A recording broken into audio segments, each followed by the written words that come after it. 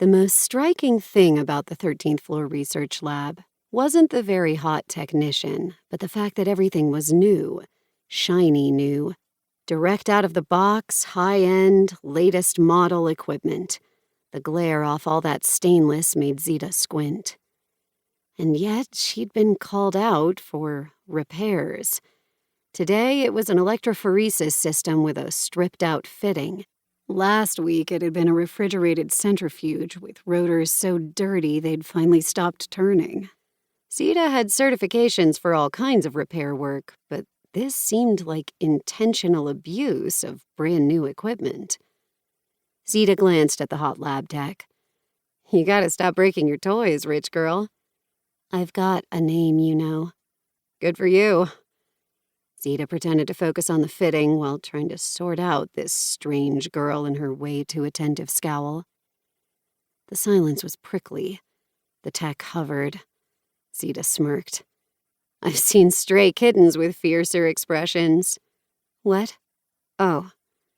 The lab tech skittered away, then rubbed at a red mark in the shape of an X on her upper arm. Looked like a cut trying to heal. She nervously tapped on her tablet, then hastily set it down and gripped the lab table. Girl was jumpy. Zita could muster up a soft touch when needed. "Hey, don't let my dazzling personality make you nervous." The lab tech peered pointedly at the far corner of the room. Zita looked. There was no one there. Zita frowned. "Everything okay?" The tech strode over to Zita with a bizarre, forced slowness. Then she stared at Zita with too much seriousness. "If I asked you to bring me something next time, would you?" "Next time? You planning to break more of your things?" "I will probably need a repair worker tomorrow afternoon, yes." Zita crossed her arms and leaned against the lab bench. "You know, you can just ask me out. I might even say yes." Shock rippled across the tech's face, but it ended in a scowl. Oops. Or not. Zita was rarely that far from the target. The tech muttered, "This was a mistake," then turned away. "Hold up." Zita beckoned her back. "Let me try again. Yes, cute lab girl who keeps calling me out for repairs, I will absolutely bring you whatever your heart desires. Name your wish, my queen." The tech hesitated, then quickly rattled out, "I need a spanner wrench, 2 high-voltage capacitors, and a fiber optic cable at least 10 meters long." Zita gave the blinding stainless all around them another glance. Is my queen sure she doesn't want something more sophisticated?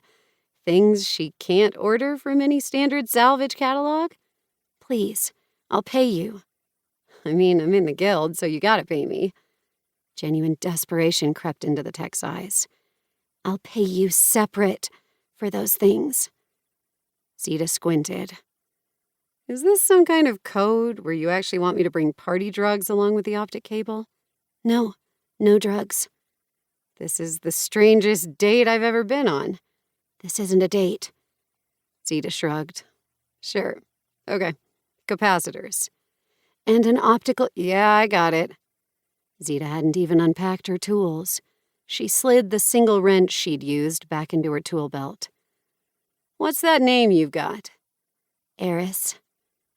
Eris had long brown hair, delicate fingers, and an adorable set of pouty lips, which it appeared Zita would not be sampling. "Hi, Eris, I'm Zita. Do you want me to break something before I leave so you can call me to repair it tomorrow?" "No, I can do that part." Zita contained most of her laugh. "You make the rules, my queen." She left before things got any more strange. By the time Zita got home to the commune, the repurposed mall was lit up for the evening, downward shaded lights keeping the light pollution to the streets. The cafeteria had closed, so she just grabbed an apple, some cheese fresh from the lab, and a miraculously leftover hunk of bread from the morning bakery run. She gobbled those while working her short shift in the groponics beds, finished eating before she had to give the algae beds a stir, then straggled back to her room just as her roommates were dialing down for the night.